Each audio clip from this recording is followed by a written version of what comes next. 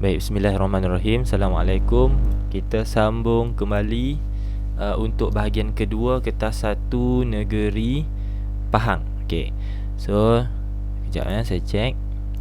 Baik. Rajah menunjukkan sebuah kapal terbang sedang terbang secara mengufuk dengan hal laju semakin berkurang. Okey. So the keyword here dalam soalan ni, flying horizontally, terbang secara mengufuk. Mengufuk maksudnya kalau ikut gambar ni ke kiri ke kiri mengufuk, with decreasing velocity, dengan hal laju semakin berkurang. Okey, yang tu kita highlight warna merah juga. Okey, hal laju semakin berkurang, decreasing velocity. So statement ni saja sudah pun menunjukkan iaitu bahawa daya yang bertindak ke atas kapal terbang ini secara mengufuk adalah tidak equilibrium. Okey, forces not equilibrium, tak seimbang. Okey, forces not in equilibrium. So kalau forces not in equilibrium, hanya ada satu keputusan saja, iaitu sama ada objek mengalami pecutan ataupun nyah pecutan. Okey. Kemudian kita boleh menganggap bahawa daya paduan yang bertindak ke atas objek adalah tak sama dengan kosong Newton. Tak sama dengan kosong. Maksudnya kalau kita tolak daya tujah ke depan dengan daya seretan, kita tak dapat kosong. Okey, tak sama dengan kosong. Atau daya seretan tolak dengan daya tujah tak sama dengan kosong. Itu maksud daya paduan tak sama dengan kosong. Okey, daya tujah ke depan dengan seretan ni tak sama besar. Okey, disebabkan decreasing velocity, okey, hal laju semakin berkurang, maka kita boleh assume bahawa seretan lebih besar dari daya tujah. Sebab itu objek akhirnya mengalami nyah pecutan. Sebab daya belakang lebih besar daripada daya depan. Okey, kalau daya depan lebih besar dari daya belakang, itu namanya pecutan. Memecut ke kiri. So sebabkan soalan bagi tahu bahawa decreasing velocity, maka nyah pecutan menyebabkan drag lebih besar daripada thrust. So yang ini jawapannya adalah drag lebih besar daripada thrust. C. Okey, Rajah 15 menunjukkan Lisa menolak sebuah kereta sorong di atas lantai yang licin. Itu keyword tu, lantai yang licin, merujuk kepada maklumat bahawa frictional force adalah sama dengan kosong. Tidak ada geseran di permukaan yang sedang terlibat ni lah, permukaan jalan ni lah. Okey, daya yang dikenakan adalah 70 Newton dengan hal laju malar 70 Newton sudah ada dalam rajah, which is dekat sini 70 Newton, dan maklumat yang seterusnya adalah bergerak dengan hal laju malar. Apa maksud hal laju malar? Hal laju malar merujuk kepada tiada pecutan atau pecutan sama dengan kosong. Kenapa pecutan boleh sama dengan kosong atau pecutan tidak ada? Kerana daya ke depan, iaitu Fx, dan daya ke belakang, iaitu frictional force, adalah sama banyak ataupun sama besar. Okey. So itu maksud dia hal laju malar. Hal laju malar maksudnya tak pecut. Maka kita boleh kata forces in equilibrium atau tolak dapat kosong. Okey, ini jumlah resultant force adalah sama dengan kosong Newton. Forces in equilibrium. Baik, soalan tanya, apakah komponen yang menggerakkan kereta sorong bayi ke hadapan? Okey, hadapan ke sini lah hadapan. So the only forces yang terlibat sini adalah Fx dan juga frictional force. Tapi sebab frictional force-nya sama dengan kosong, maka tinggal sajalah Fx. Okey. So Fx, untuk kita cari Fx, kita pakai formula F cos theta. Tapi nilai force sudah pun ada. Kita tahu nilai force tadi adalah 70. Theta saja kita kena tentukan dengan teliti dari rajah ni. Okey, theta tu kena identify dengan cermat. Okey, kalau tengok pada rajah, maka setengah pelajar akan mula mengambil theta sebagai 50. Okey, so boleh jadi soalan bagi direct darjahnya untuk awak gantikan. Boleh jadi soalan tipu atau cuba menipu awak. Ada dua kemungkinan, sama ada 50 ataupun sudut di atas ni. Mari kita tengok yang mana satu. Yang mana satu. Baik, saya padam ni. Kita tengok asas kepada bagaimana awak menentukan theta.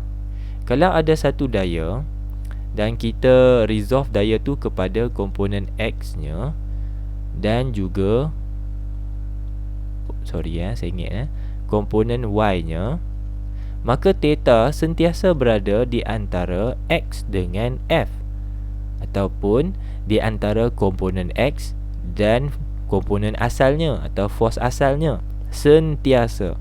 Theta tak boleh berubah tempat. Theta tak akan duduk di tempat lain. Misalnya duduk di atas ni, tak boleh. Theta sentiasa berada di antara F dengan Fx. Saya ulang, theta sentiasa berada di antara F dengan Fx. Now, tengok balik soalan. Cuba tengok balik soalan. This is your Fx. Ni Fx awak. Yang ni adalah F awak, force awak. Ingat ya? Ini force. Sini Fx. Di antaranya ada theta. Sudut yang dicakupi oleh F dengan Fx adalah theta. So, this is Fx. This is F. Mana thetanya? Thetanya adalah sini. So, this will be your theta. Not 50. Bukan 50. Dekat sini trik dia. Kalau ambil sini 50, itu adalah sudut antara F dengan Fy, which is incorrect. Tak betul So, 50 baki kepada 90 darjah yang ada adalah 40. Jadi 70 cos 40. Tekan kalkulator, 70 cos 40. Okey. So, untuk kertas 2 awak perlukan jawapan akhir dia lah, termasuk dengan unitnya dalam Newton. Tapi dekat soalan ni kita pilih je lah. So, jawapannya C, F cos 40. Bagi kertas 2 awak kena tekan dan keluarkan jawapan bersama dengan unitnya. Teruskan 23. Rajah menunjukkan susunan 3 susunan spring PQR yang terdiri daripada spring yang serupa, tu keyword dia, spring yang serupa, identical atau similar springs. Alright. Beban yang digantung adalah mempunyai jisim M yang sama. Jisim semua sama ya. Jisim yang digantung sama, cuma jenis susunan berbeza. 3 susunan yang berbeza. Alright.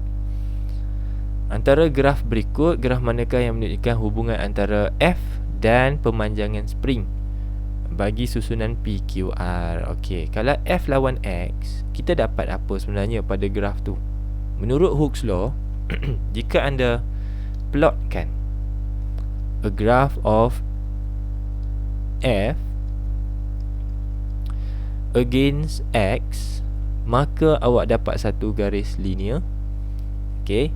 Dan dapat satu kecerunan yang mewakili nilai K. Sebab tu formula bagi Hooke's law adalah F sama dengan Kx, yang mana K adalah merujuk kepada springs constant ataupun pemalar spring. Spring constant ni apa? Spring constant ni satu nilai yang menunjukkan stiffness of the spring, kekerasan spring tersebut. Kalau nilai K nya besar, maksudnya spring itu keras atau stiff. Kita panggil stiff, keras ataupun dengan kata lain, dia kurang elastik, less elastic. Kurang elastik bermaksud susah nak diregangkan, susah nak dimampatkan. Faz 1 cukup lah. K besar, susah nak regang, susah untuk dimampatkan. Okey, tapi dalam exam jangan tulis susah tau. Susah tak terima. Easy, not easy ni kita tak terima dah. Jadi awak tulis kurang elastik, lebih elastik. Tengok kurang elastik, lebih elastik. Maksudnya kalau K besar, kurang elastik.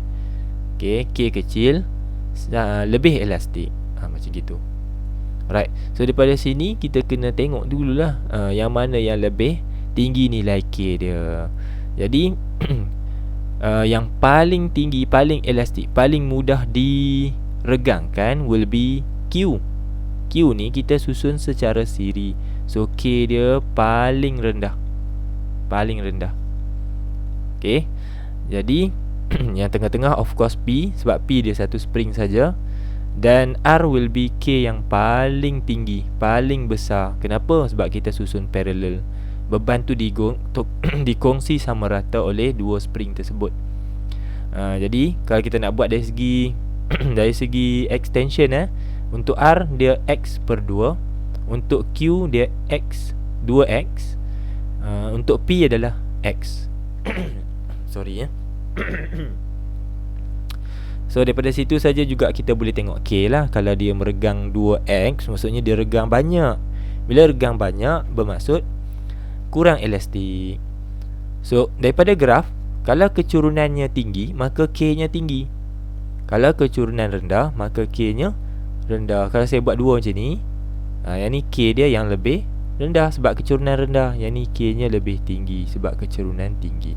So kecurunan paling tinggi jatuh kepada R, kecurunan paling rendah jatuh kepada Q. So kita tengok kecurunan tinggi R. Mana kecurunan tinggi? R. Okey, ni R. Kecurunan rendah Q. Okey, dapat jawapan D. Baik. Soalan ni sangat praktikal Okey. 24 adalah manometer dengan dua kolom yang diisi dengan cecair X dan cecair Y. Okey, pernyataan manakah yang benar menerangkan situasi di atas? So yang ni manometer. Okey, kedua-dua bahagian open end ni ditindakkan oleh atmospheric pressure. Ada atmospheric pressure kat sini, PATM. Okey, so kita tengok turus tak sama, mesti sebab dia punya density tak sama. Tapi we know that for certain point sini dan point sini adalah pada kedalaman yang sama, dan tekanan di sini adalah sama dengan tekanan di sini. Kalau saya nak letak sini X, sini Y, maka saya boleh kata tekanan pada titik X adalah sama dengan tekanan di titik Y, kerana kedalamannya yang sama. Sama level kan? On the same level. Right, baca tengok jawapan dia mana yang lebih sesuai. Okay, so jawapannya adalah C. Liquid X mempunyai density yang lebih besar atau ketumpatan yang lebih tinggi daripada Y. Kenapa jawapannya macam tu? Kenapa X ketumpatannya lebih tinggi? Kita tengok air ataupun jumlah cecair X adalah lebih kecil daripada cecair Y. Cecair Y daripada atas ni sampai sini kan. Tapi yet masih lagi boleh ditekan oleh cecair X, kerana cecair X mempunyai density yang lebih tinggi. Okay, kerana densitinya lebih tinggi, maka dia boleh tolak cecair ini sampaikan dia lebih rendah daripada bahagian cecair Y. So it is about density lah, disebabkan oleh ketumpatan. Kalau ketumpatan sama, maka level ni akan sama. Level cecair di atas ni akan sama. So now tak sama kan, bermaksud X denser than Y. Okay, macam tu. Ya. Kalau kita nak tengok juga dari segi pressure, kita boleh kata pressure sama dekat point sini. Kemudian nilai H, nilai H yang sikit ni mewakili nilai pressure dia lah. So kita nak balance kan, sebab H ni kecil. So untuk balancekan pressure, density mesti besar. Ni H dia besar. Untuk balancekan balik supaya pressure dia sama, mestilah density dia low. Macam tu. Okay. Seterusnya 25. Rajah menunjukkan tekanan gas dalam tube sebanyak 15 cm merkuri. Dalam tube dalam tube ni ada tekanan. Dalam tube ni ada tekanan berapa? 15 cm merkuri. Diberi tekanan atmosfera adalah 76. Berapakah tinggi merkuri H? Berapa tinggi merkuri H? Basic ni apa? Dalam barometer, ni barometer kan. Dalam barometer sebenarnya yang berada dalam tube ni adalah no air particles ataupun vacuum. Sebenarnya vacuum. Dan bila dalam keadaan vacuum, pressure dia sama dengan kosong. Dalam tu tak ada pressure, dan nilai H akan jadi 76, which is nilai yang kita tahu sebagai PATM, nilai tekanan atmosfera. Itu asas dia. Tapi soalan bagi tahu bahawa eventually dalam ni ada tekanan dah pula. So tekanan ni must be menolak H ni lebih ke bawah. Menolak H tu lebih ke bawah. Okay, saya bagi tahu balik, ulang balik. Sebenarnya tak ada tekanan. Kalau asasnya tak ada tekanan, maka tekanan atmosfera 76. Panjang ni jadi 76 cm H tu. Tapi sekarang soalan bagi tahu ada tekanan. So tekanan tu must be lah menolak H tu lebih rendah. So berapa rendah? Maka jawapannya adalah 76 tolak dengan 15. Sebabnya ditolak kan, ditolak ke bawah. Jadi tolak ke bawah jadi lebih rendah. Lebih rendah maksudnya operasi tolak. Okay. So 76 tolak 15, kita dapat 61 cm. That give you B. Answer B. Baik, seterusnya 26. Sebuah manometer yang disambungkan kepada sebuah kelalang gas. Okay, kita tengok keadaan dia tu. So manometer tu, aras merkurinya sebelah sini rendah, sebelah sini tinggi, bermaksud tekanan gas sekarang adalah lebih besar dari tekanan atmosfera. Macam mana saya tahu? Sebab aras merkuri sini rendah. So ada tekanan gas kat sini, sini ada tekanan atmosfera. Sebab yang ni lebih rendah, mestilah tekanan gas lebih besar dari tekanan atmosfera. Macam tu sebab tu dia tak balance. Kalau tekanan gas sama dengan tekanan atmosfera, maka aras turus merkuri dalam manometer akan jadi level, jadi sama tinggi. Okey, berdasarkan level liquid, penyataan manakah yang benar? So jawapannya, tekanan dalam flask adalah lebih besar dari tekanan atmosfera. Itu ya.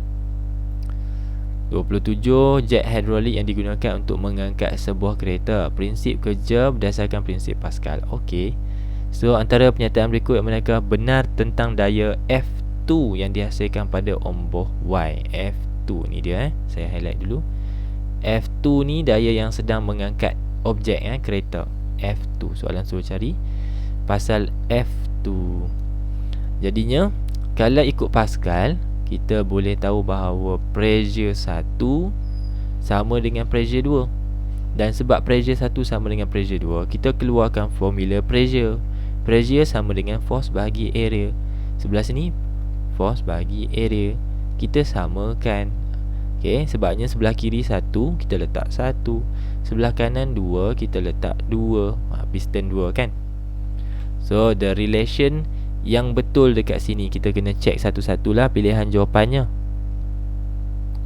Okay, so buat double check, tengok pilihan jawapan. The answer is B. F2 sama dengan PA2. Macam mana dapat tu? So kita tengok sini, P F2 A2. So daripada situ kita tahu bahawa pressure sama dengan force bahagi area. Yang ni kita dah tahu. So force 2 dia mesti dekat piston 2 dan jumlah cross sectional area untuk piston 2. Dan P dekat sini, kenapa dia tak tulis 2? Sebab P kan sama, P1 sama dengan P2. Dan kita tulis P pun tak apa, tulis P1 pun tak apa, tak tulis apa-apa pun tak apa, kerana pressure on both X and Y piston adalah sama besar. Jumlah tekanan sama. Ingat tu prinsip Pascal. Tekanan yang disebarkan adalah sentiasa disebarkan sama rata ataupun ke seluruh bahagian dalam satu sistem yang tertutup. The pressure is transmitted equally to all parts of the fluid. Okay, in an enclosed system, dalam satu sistem yang tertutup. Pressure yang sama, force tak sama. Force 2 adalah jauh lebih besar dari force 1. Itu kelebihan dia, kita menghasilkan daya yang sangat besar dengan menggunakan daya yang sangat kecil. Macam tu. Daya tak sama, pressure sama. Okay, daya tak sama, tekanan sama. 28. Sebuah belon udara panas terapung di satu altitude tetap. Okey, ni maklumat sangat penting. Floating, terapung. Apa maksud terapung? naik atas pun tidak, turun bawah pun tidak. Itu dengan kata lain, daya-daya yang bertindak pada bahagian atas dan bahagian bawah adalah sama besar. Sebab tu tak boleh naik atas, tak boleh turun bawah, sama besar. Okey, dayanya sama besar, atau kita boleh kata the resultant force equals to 0 Newton, sama dengan kosong. Tolak yang ni, tolak ni dapat kosong. Atau weight tolak buoyant force dapat kosong. Okey, yang tu satu statement lah. Tapi soalan tanya, bagaimanakah balon udara panas tersebut boleh memecut ke atas, accelerate upwards? Ingat tak lagi tadi soalan saya buat tu? Kalau awak faham yang tadi, boleh jawab lah soalan sekarang. Sekarang ni soalan nak macam mana cara untuk memecut ke atas. Ni saya buat arrow pecut. Kan saya kata tadi, kalau memecut maksudnya apa? Resultant force, daya paduannya tak sama dengan kosong. Maksudnya daya apungan tolak dengan berat tak sama dengan kosong. Dapat nilai lah, ada satu nilai. Okey, yang merujuk kepada daya atas mesti lebih besar dari daya bawah, baru boleh pecut ke atas. Saya ulang, daya ke atas mesti lebih besar dari daya ke bawah, baru boleh pecut ke atas. Kalau nak pecut ke bawah, daya bawah besar dari daya atas. Macam tu. Itu permainan dia lah. Okey, tengok pilihan jawapan, mana yang paling tepat. Okey, dah dapat ke? So jawapannya adalah D. D daya apungan lebih besar dari berat. Yang BI ni abaikan, the weight greater, dia macam salah. Dan dia sama dengan jawapan C. Kita ikut yang bahasa Melayu. Bahasa Melayu mendahului bahasa Inggeris. Okey, 29. Rajah menunjukkan air mengalir dalam tiup Bernoulli dari titik M ke titik N. Okey, dari sini pergi ke sini. Okey, turus tegak yang manakah aras air paling rendah? Okey, paling rendah, aras air paling rendah. Okey, macam mana nak tentukan ni? Berdasarkan Bernoulli, Bernoulli kata kalau halaju fluid, halaju bendalir tinggi, besar, maka tekanan di situ jadi rendah. Vice versa, kalau halaju bendalir adalah rendah, maka tekanan situ jadi tinggi. Okey, itu satu hal lah. Okey, macam mana nak tahu aras air rendah yang mana satu? Aras air yang paling rendah merujuk kepada tekanan yang rendah. Bila tekanan rendah, maka air tertolak sikit saja. Sikit saja, paling rendah. Okey, so meaning that we are going to find, kita sebenarnya tengah cari dekat mana tempat air paling laju. Sebab kita nak aras air paling rendah, kita carilah aras air paling laju. Dekat mana aras air paling laju? So aras air paling laju mesti di tempat yang sempit, laluan yang sempit. Sebab mak awak kalau dia nak siram pokok kan, pokok tu jauh, dia pakai hose, dia buat apa? Dia kecilkan bukaan hose di depan tu. Okay, yang tu kalau mak awak tak ada beli apa-apa kat Shopee lah. Kalau mak awak beli kaki Shopee, memang dia ada yang semburan tu kan. Semburan tu pun konsepnya sama lah. Bila kita pusing dia tu, dia kecilkan jumlah bukaan di hose bahagian depan tu, maka air terpancut lebih jauh. Tu pressure tinggi lah tu. Pressure tinggi pula, tu hal laju tinggi lah. Okay, memastikan fluid tersebut laju. So kita ada dua contender, sama ada Q atau R. Sebab dekat Q dengan R ni, tengok ni, laluannya sempit. Laluannya sempit. So antara Q dengan R, jawapan akan jadi R, kerana melalui kawasan sempit yang lebih lama, lebih panjang. So R menang lah.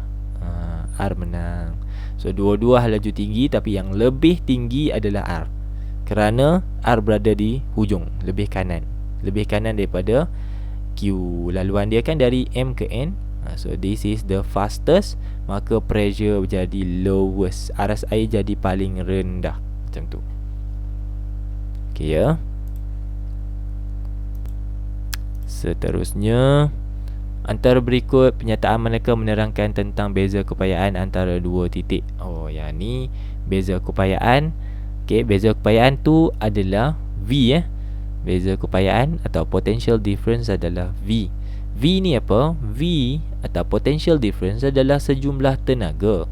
kita bagi dekat siapa? Kita bagi dekat elektron. Siapa yang bekalkan? Tak kira lah bateri ke, power supply ke, kita bagi dekat elektron. Ataupun kita sebut sebagai charge, 1 coulomb of charge. Kenapa nak bagi ke elektron? Supaya elektron boleh mengalir. Jadi bila elektron mengalir, adalah arusnya. Ada arus dalam litar tu. Alright. So it is tenaga yang dipindahkan di antara dua titik apabila cas 1 coulomb mengalir. Okay. Paling tepat adalah C. 31. Apakah maksud superkonduktor? Kita dah kenal konduktor, insulator. Apa pula superkonduktor? Semikonduktor ada belajar masa form 3. Semikonduktor, ini superkonduktor. So super, kita panggil dia super. Kenapa? Kalau konduktor boleh mengalirkan elektrik. Okey. Kalau insulator tidak boleh mengalirkan arus elektrik. Sebab apa? Ada rintangan kan. Rintangan dia terlampau besar sampai dia tak boleh mengalirkan arus elektrik. So super means alat bahan yang boleh mengalirkan electricity dengan rintangan kosong. Jadi jawapan dia D. Material that conduct electricity without experience any resistance. Tak ada rintangan sama dengan kosong. Dia terlampau super sampai rintangan dia sama dengan kosong. Tak ada rintangan. Eventually tak ada rintangan. Okay. 32. Sel kering yang disambung secara siri dan selari. Okay, ni series, this is parallel. Apa soalannya? Apa kesan sambungan sel kering dalam susunan berikut? Okey, kita tengok sini. Rata-rata soalan ada tanya pasal EMF, efficiency, effective resistance. Okey. So dari segi EMF, atau daya gerak elektrik, kalau susun secara siri, maka kita akan tambah EMF dia. Okey. So kalau 1.5 sebiji, 1.5 total EMF dia, okay, EMF totalnya will be 1.5 tambah 1.5 tambah 1.5 tambah 1.5. So jadi 6 lah kan, 6.0 volt. Manakala untuk EMF total bagi dalam keadaan parallel, maka sentiasa sama, sentiasa 1.5 volt. Tambahlah 20 juta bateri pun nilai EMF sentiasa sama. Okey, yang tu dari segi EMF. Dari segi internal resistance, total bagi siri, kita tambah. Kalau dia ada 1 ohm sebagai internal resistance bagi setiap bateri, maka jumlah internal resistance menjadi 4, kerana 1 tambah 1 tambah 1 tambah 1. Besar kan? Besar, jadi besar, bertambah. Tapi untuk parallel pula, nilai internal resistance-nya menjadi 1 over. Sentiasa 1 over 1 per R1 tambah 1 per R2 tambah dot lah. Tengok berapa bateri yang ada. Senang cerita atau diringkaskan bahawa jumlah R total dalam keadaan selari akan drops. Jumlah rintangannya akan jadi kecil, kerana 1 per ni lah, kita tak tambah direct. Okey, nilai rintangan efektifnya, jumlah rintangan dalamannya menjadi rendah. Okey, berdasarkan apa yang saya explain ni, jom kita tengok mana jawapan paling tepat. Okey, so untuk bersiri, EMF-nya meningkat. Okey, increase effective EMF, betul. Dan untuk selari, decrease, reduce effective resistance, betul. So C is the best answer. Alright, teruskan. 33. Satu gegelung pembawa arus dalam satu medan magnet. Okey, dan ni ada arus arus tu masuk dalam loop tu. Jadi kalau ada satu konduktor yang membawa arus duduk dalam medan magnet, apa jadi? Dia akan mengalami daya, force. Okey, catapult force. Apa berlaku pada gegelung? Berputar. Of course, gegelung akan berputar, satu side akan tertolak atas, satu side lagi tertolak ke bawah. Okey, kita tentukan. Macam mana nak tentukan? Kalau nak tentukan, kita akan pakai Fleming left hand rule. Fleming left hand rule. Hukum Fleming tangan kiri. Kenapa tangan kiri? Kenapa left? Sebab kita sudah ada arus. Arus sudah ada. Atau dengan kata lain, it is motor. Motor ni sebab arus ada. Motor dia wajib ada arus baru boleh bergerak. Kalau tangan kanan, kita hasilkan arus. Kita panggil dia generator. Ingat tu kan? Ingat beza dia tu. Kita guna left sebab arus memang dah ada. Soalan dah bagi arus ni. Arus tu sudah ada dan datang daripada sumber, contohnya bateri ke, power supply ke, dan kita tahu ianya motor. So motor je automatic kiri, Fleming kiri.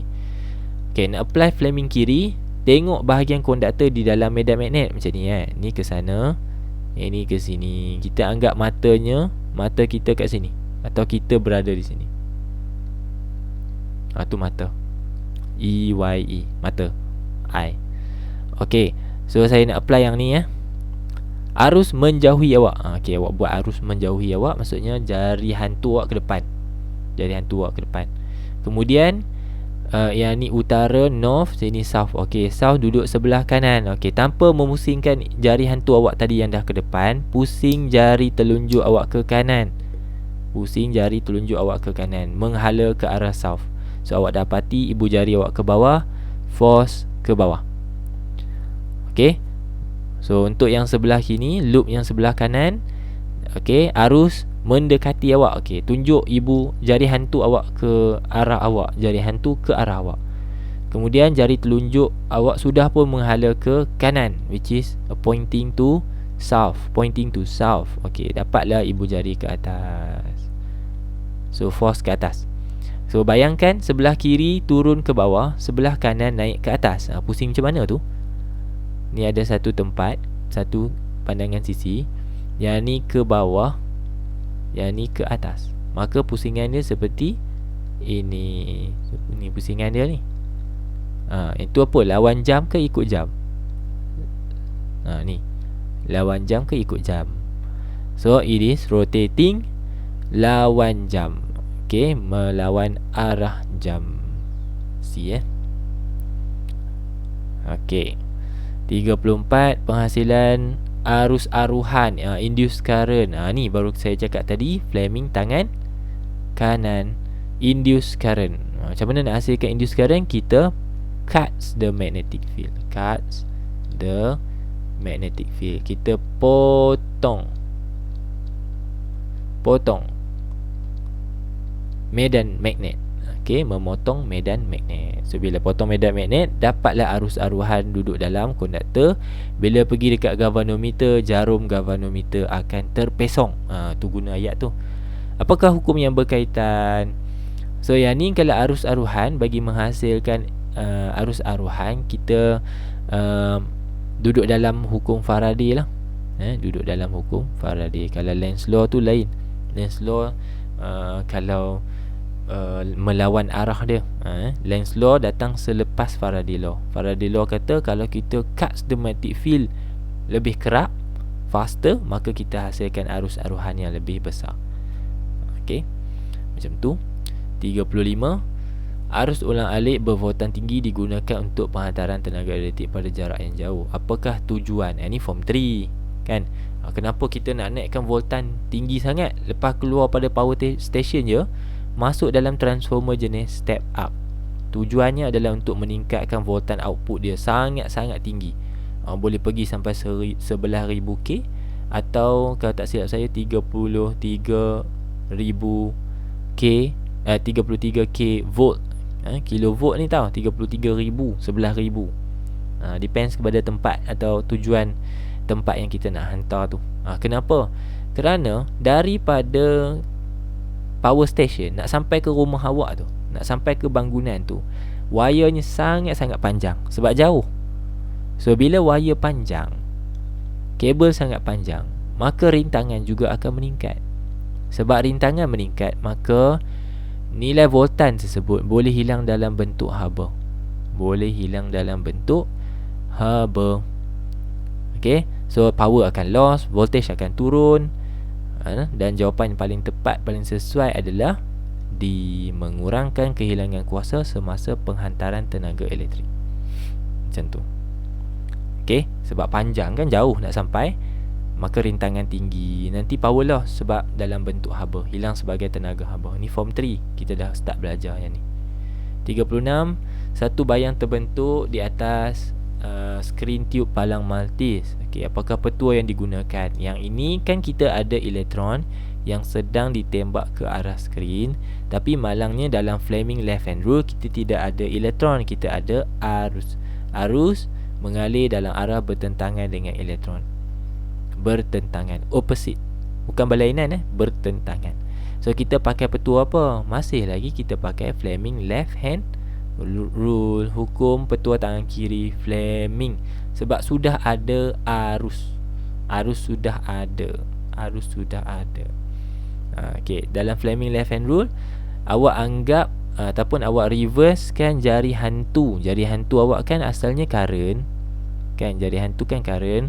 Kita tunjuk arah elektron. Macam mana nak tahu arah elektron? Ni kan saya bagi tahu pengaliran elektron adalah bertentangan dengan pengaliran arus. Okey, yang ni boleh tengok, boleh rujuk cikgu awak. Sebab saya tak boleh tunjuk jari, payahlah kan. Payah sikit saya nak explain. But nevertheless, jari hantu awak tu menunjukkan arah elektron. Okey, pastikan awak reverse lah daripada arah arusnya. Kemudian jari telunjuk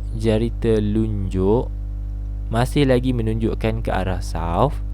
Dan ibu jari awak menunjukkan arah shadow. Nanti awak tentukan kan. Kalau ibu jari awak ke bawah, maksudnya shadow pergi bawah. Kalau ibu jari awak ke atas, shadow pergi atas. Macam tu. Ada contoh yang saya tunjuk, insyaAllah. Kalau tak boleh, tak faham boleh jumpa cikgu. Jumpa cikgu lah soalan ni. Cikgu awak boleh tunjuk jari kan. Nampak sikit lah. So A, petua tangan kiri Fleming. 37, suatu litar transistor. Ni ada transistor punya circuit. Tujuan dia kita buat automatic switch. So ada 9 volt kat sini. Jangan confuse. Sebab setengah buku, setengah litar, dia boleh lukis macam ni. Ataupun setengah litar yang lebih familiar dengan awak tu, dia buat macam ni, positif, negatif. Samalah maksud dia tu kan. Samalah maksud 9 volt. Okey, apakah komponen X dan bilakah mentol akan menyala? Mana X? Oh, ni X. Nampak tak X tu ada simbol cahaya. So ini perintah peka cahaya, PPC ataupun LDR. Okey, so kita punya calon jawapan mungkin A, mungkin B. Okey, kita tentukan pula mentol menyala, bila yang mentol menyalanya. Okey. Okey, kita cuba waktu siang. Okey, kita cuba waktu siang randomly kita cuba waktu siang. So waktu siang bright. During bright, nilai rintangan bagi LDR akan drops. Okey, ni R nombor 2 kan. Kalau dark, DARK, dark rintangan dia tinggi. Okey, kita ambil ni dulu. Poin pertama, rintangan LDR akan drops. So saya tulis ni, rintangannya drop. Tulis sebelah LDR lah. So kalau rintangan LDR drop, apa jadi pada potential difference across LDR? V dia. Maka V dia turut drops. Ingat ya, rintangan, kalau sikit rintangan awak hari tu, maka tenaga yang awak perlukan sikit. Kalau rintangan awak besar hari tu, nak kena lari, nak kena kelas tambahan, malam nak kena denda kawat lagi, contoh. Okey, maka tenaga perlukan besar. Macam tu tau. Bila rintangan rendah, maka voltan jadi tinggi. Voltan jadi tinggi pula dah. Saya pula tersasul. Voltan jadi rendah. So voltan tu kat mana? Voltan tu LDR yang punya.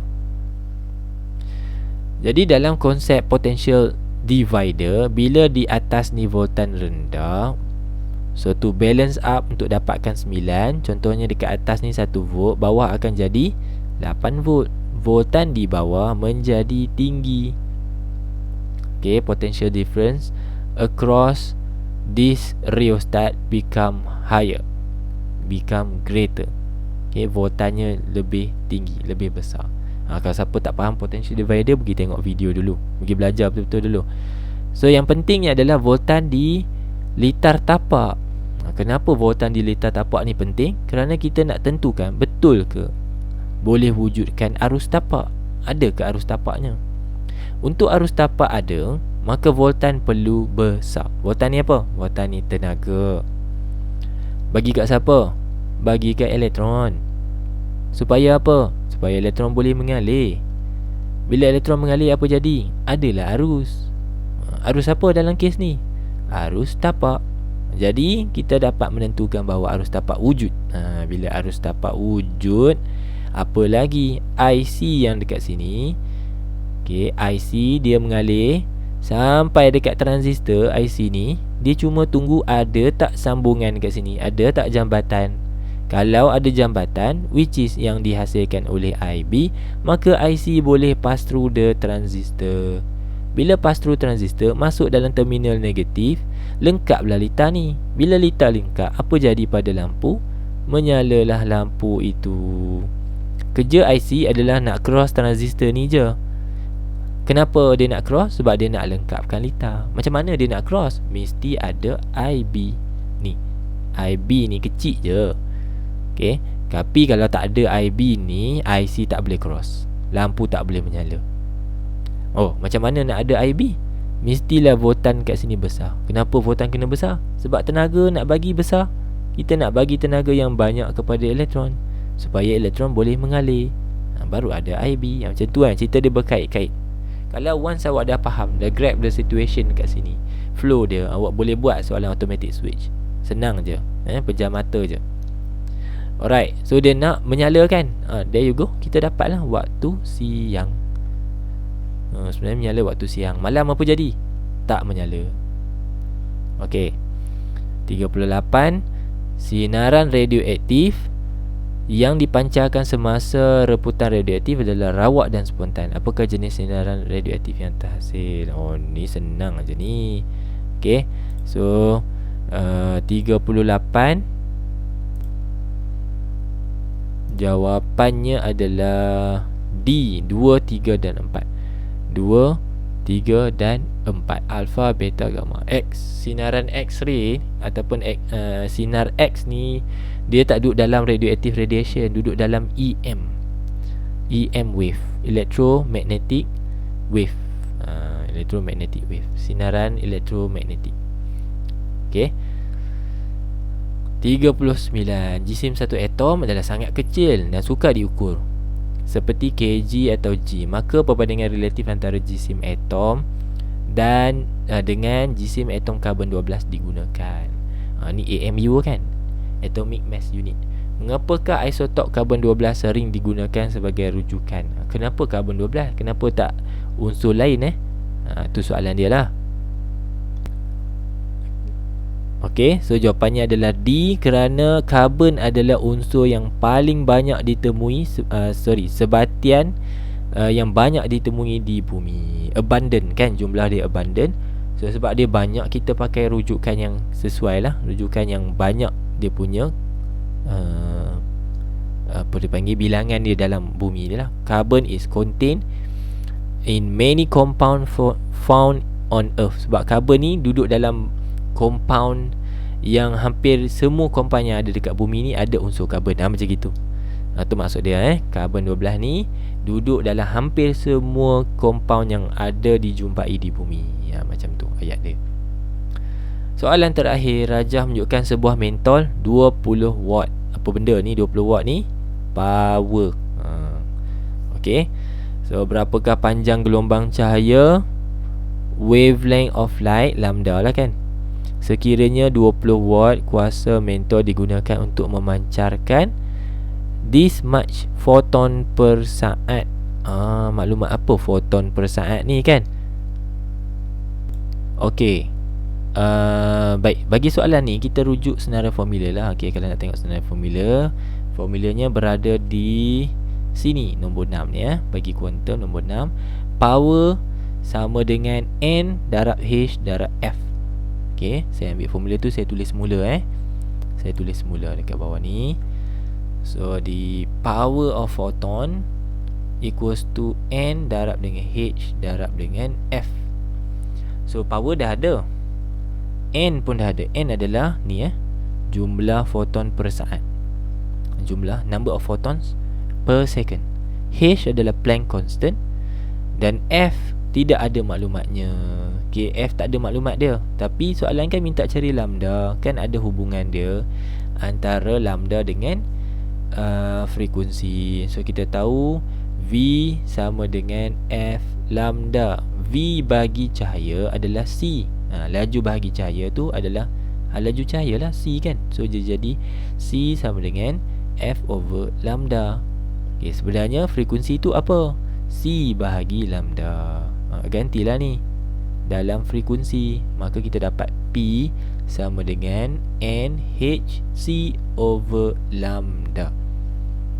Now we are to find lambda. Kita nak cari lambda. Macam tu. Okay so dari segi formula, itu kenapa kita pakai formula macam begitu.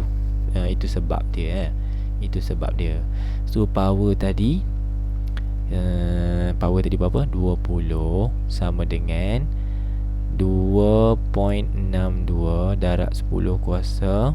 Tak sesuai lah saya buat ke sini kan. Sempit. Saya ke bawah sikit. Okay, saya ke bawah. Buat ke bawah sikit bagi dia ruang yang selesa.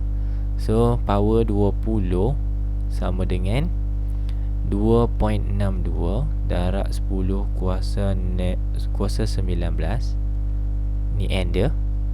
H dia 6.63 darab 10 kuasa negatif 34, iaitu Planck constant. Kemudian C laju cahaya 3 darab 10 kuasa 8 dalam vacuum bahagikan dengan lambda. Okay, macam itulah jalan kira dia. Bawa yang ni pergi atas, lambda pergi kiri, 20 pergi bawah turun. Okay, so selesaikan matematik ni pelan-pelan selesaikan matematik. Pause dulu, tekan jawapannya, semak jawapan sama tak dengan jawapan saya. Okay, so kalau dah dapat, jawapannya adalah 2.61 darab 10 kuasa negatif 7 nanometer. Awak akan dapat lebih awak dapat lebih. So saya dah convert siap-siap lah kepada nanometer. Convert siap-siap kepada nanometer. Sebab pilihan jawapan dia jahat, semua letak nano. Okay, so convert kan. Nano kan 10 kuasa negatif 9. Jadi awak sebenarnya dapat berapa tadi? 16 negatif 16. So kita convert kan kepada nanometer. Kalau meter dia jadi negatif 16 meter, macam tu. Right, jawapannya Dadudi. Baik, sampai bertemu lagi. Good luck semua. Tolong share, boleh share dengan kawan, boleh komen dekat bawah, boleh like Nanti insyaAllah ada masa, ada kesempatan saya share lagi untuk paper 2 Pahang. Terima kasih. Assalamualaikum. Good luck. Bye.